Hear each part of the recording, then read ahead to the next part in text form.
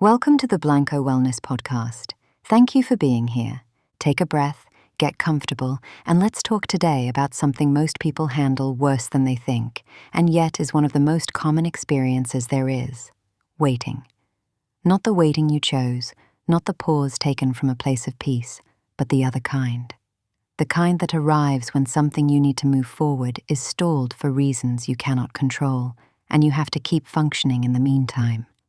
Maybe you are waiting for a response that is not coming, a decision that depends on someone else, a process with its own rhythm that does not care about yours, a project that is ready on your end but needs something external to move before it can continue.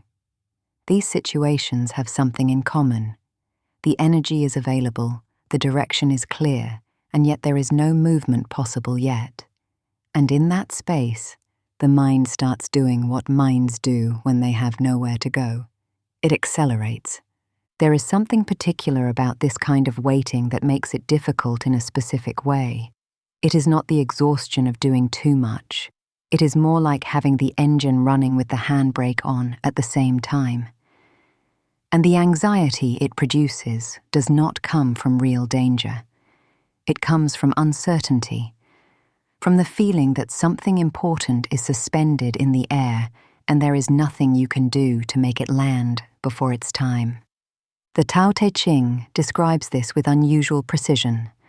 Much of human suffering comes not from what is happening, but from resistance to what is happening. The situation itself, the stall, the waiting, the depending on something external, is not the problem. The problem is the mind insisting it should be different, reaching for control where there is none, interpreting the pause as failure or as a sign that something is wrong. Nothing is wrong. Some things take the time they take, and that time is sometimes not yours to determine. The Taoists had an image for this that has stayed with me. Bamboo spends years underground showing nothing visible, no apparent growth, no evidence that anything is happening. And then, when conditions are right, it grows several meters in weeks. No one looks at the ground during those years and concludes the bamboo failed. The work was happening, it just was not visible yet. Some of the most important things you are building are in that stage right now. The useful question, then, is not how to eliminate the anxiety of waiting, but what to do with it while the thing that is waiting keeps waiting. There is a practice Buddhism describes as upekkha, sometimes translated as equanimity, but it points to something more specific than that. It is not indifference. It is not the false calm of someone who pretended not to care. It is the capacity to care deeply about something and at the same time honestly recognize what is within your control and what is not, and stop spending energy fighting the second category. Upekkha is the calm of the farmer who planted the seed correctly, did their part, and now trusts that the rain and the sun will do theirs. Not because they are indifferent to the harvest, but because they understand that there are parts of the process that do not belong to them. That distinction between what depends on you and what does not is one of the most liberating available when anxiety is high. Not because it eliminates the uncertainty, but because it gives the anxious energy somewhere more useful to go. What depends on you is the next possible step, not the outcome, not the timing, not another person's response. Just the next move that is within your reach. And frequently, when something is stalled in one area, there is another front available that also matters, that also builds toward the same thing, and that does not require waiting for anyone. The Taoists called this flowing around the obstacle rather than against it. Water that finds a rock in its path does not stop or grow frustrated. It simply finds a way around. It does not abandon the destination, it just changes the provisional route while the blockage lasts.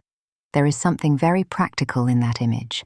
A pause in one area does not have to be a pause in everything. The energy that cannot go in one direction can go in another that also matters.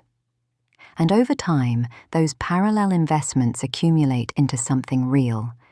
There is something else worth naming, because anxiety in waiting has a particular trap: the temptation to do something, anything, just to feel like there is movement. Sending the message before the moment is right. Pressuring someone who genuinely cannot respond yet. Forcing a process that is not ready. This does not reduce the anxiety.